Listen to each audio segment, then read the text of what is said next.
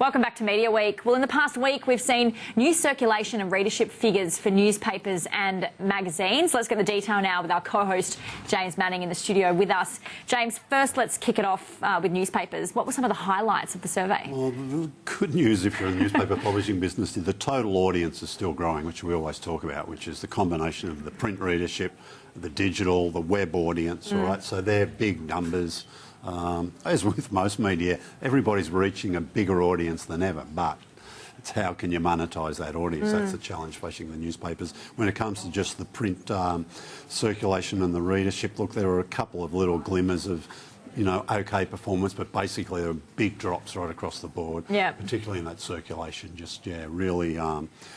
print, you know, I mean, there's still a place for print, but it's... struggling. It's struggling. Any joy for magazine publishers? Again, look, it wasn't great for magazines, and for the first time we do a top 20 of some of the... we couldn't find 20 increases, you know, there's over 100 magazines, consumer magazines in the audit, and you can always find at least 20 that go up, and some of our top 20 were actually the smallest of the decreases, so that's how bad that's going. Not a good sign. Look, again, some of the niches are doing well, some of the fashion titles managed to hold on to their audiences, things like Vogue, Harper's Bazaar, Elle, you know, they had sort of reasonable numbers, but some of the mass market titles, look, just a continuing slip. Digital too, the apps for some of those titles actually went down, so some of those readers aren't going to the apps for the magazines and reading digitally, so that's going to make publishers re-look at their strategies. Speaking of that, we actually heard from Pacific Magazines on the Seven analyst call when Seven had its results. What did you make of any comments out of that? Again, they were talking about, look, we've got some big audiences. We've probably been Peter Zavik, who runs Pacific Magazines now. He says, look, you know, advertisers have probably bailed out a little bit quickly in print. You know, he's quite firm on that belief. But they just need to find out how they can monetise and best do. Now, is it apps? Is it putting all the stuff on web? You know, what's the best way forward for them? They've got some great brands, but again, it's the specialisation brands that are doing best there, I think.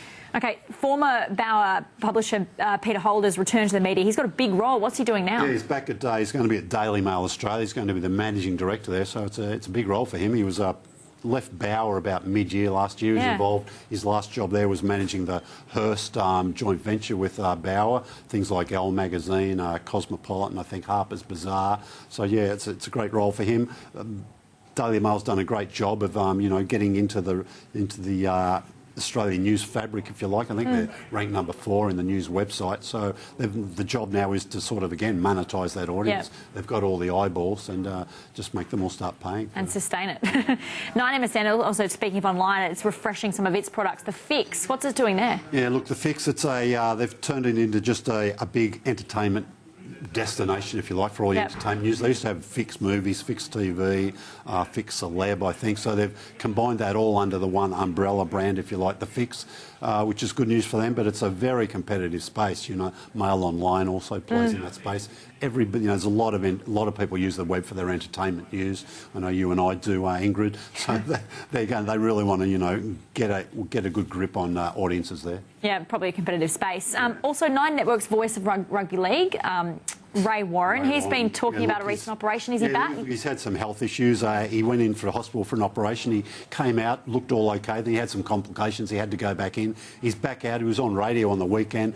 Look, he sounds a lot different. He had a very distinctive voice. And Ray said, look, I sound a lot different now. He doesn't know if he's going to be fit for the start of the NRL season. But he really wants to get back to work. He's still very keen to go on. So I just have to see how that progresses over the next few weeks. But look, very crucial part of the Nine offering their NRL coverage. And Southern Cross Austereo has replaced their head of digital.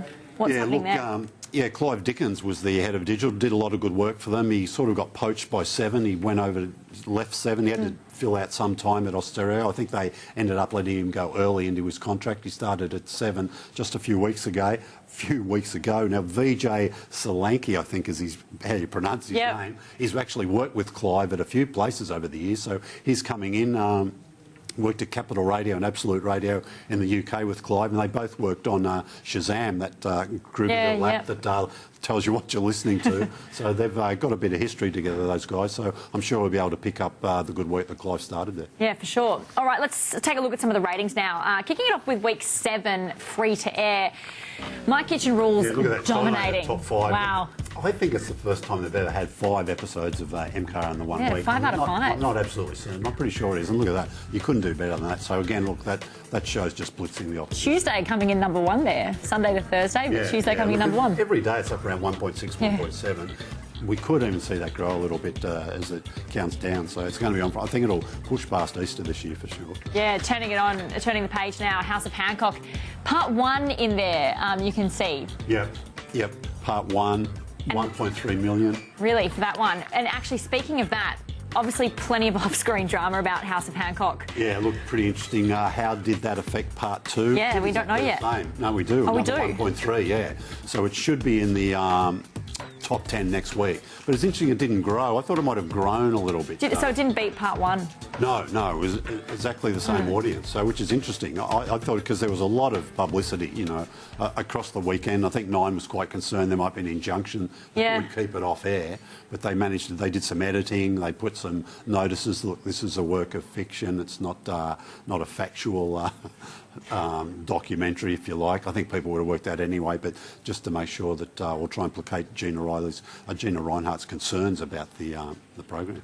Let's actually look at subscription television as well, because we've got that one top 5 there. World Cup, lots of sport in there. Yeah, cricket doing very well for Fox Sports there, selling houses. Gogglebox. That new show, Gogglebox. A big launch, one of the biggest launches ever for Lifestyle. Wow. And for Foxtel, in fact, did very well for them. And there you have the next 5, the Flash in there. Super Rugby, I think, just started last weekend, 2 shows in the top 10. So, yeah, really good start for them.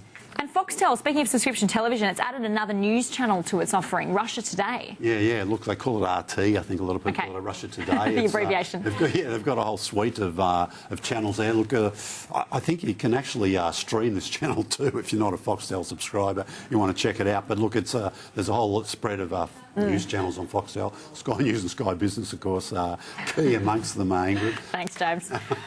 Can we kick it off as well, or end the show, I should say, on the Astra Awards? Because there's a special international host this year for the Astra Awards. Juliana Rancic from the E channel. She's usually on the red carpet, and she'll be on the red carpet for E on this coming Monday morning, right here when we watch the Oscars red carpet. Yeah. But so the award season sort of wraps, if you like, at the end of this month in Hollywood. So she'll be hopping on a plane and she'll be walking the red carpet herself this time at Piermont at the Star in the early March for the Astra Awards. All right, well, there you have it. We'll be looking forward to that in a few weeks' time. And that is all we have time for on this edition of Media Week. A big thank you to our co-host, editor and publisher of Media Week, James Manning. From the team here, thanks for your company.